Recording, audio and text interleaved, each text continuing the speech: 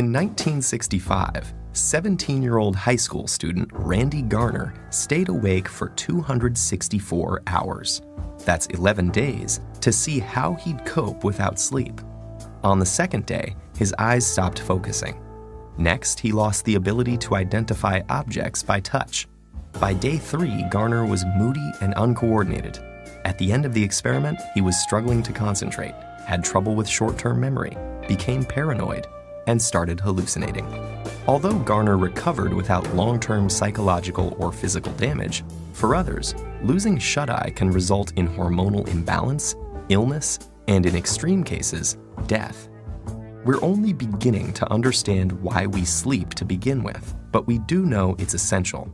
Adults need 7 to 8 hours of sleep a night, and adolescents need about 10. We grow sleepy due to signals from our body telling our brain we are tired, and signals from the environment telling us it's dark outside. The rise in sleep-inducing chemicals like adenosine and melatonin send us into a light doze that grows deeper, making our breathing and heart rate slow down and our muscles relax. This non-REM sleep is when DNA is repaired and our bodies replenish themselves for the day ahead. In the United States, it's estimated that 30% of adults and 66% of adolescents are regularly sleep-deprived. This isn't just a minor inconvenience. Staying awake can cause serious bodily harm. When we lose sleep, learning, memory, mood, and reaction time are affected. Sleeplessness may also cause inflammation, hallucinations, high blood pressure, and it's even been linked to diabetes and obesity.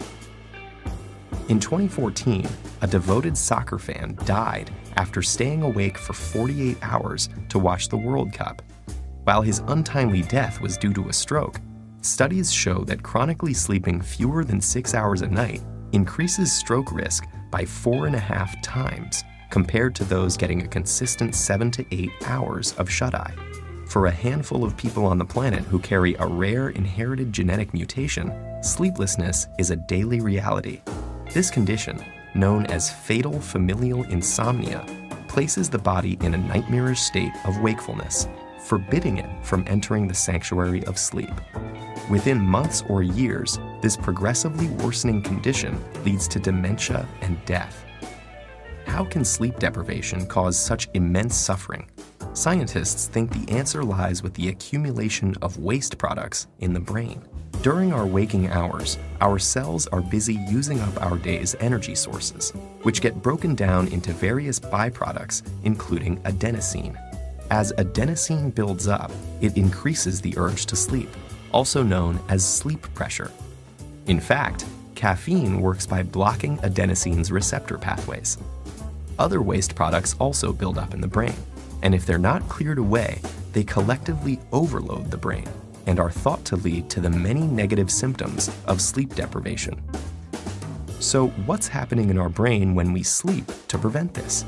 Scientists found something called the glymphatic system, a cleanup mechanism that removes this buildup and is much more active when we're asleep. It works by using cerebrospinal fluid to flush away toxic byproducts that accumulate between cells. Lymphatic vessels, which serve as pathways for immune cells, have recently been discovered in the brain, and they may also play a role in clearing out the brain's daily waste products.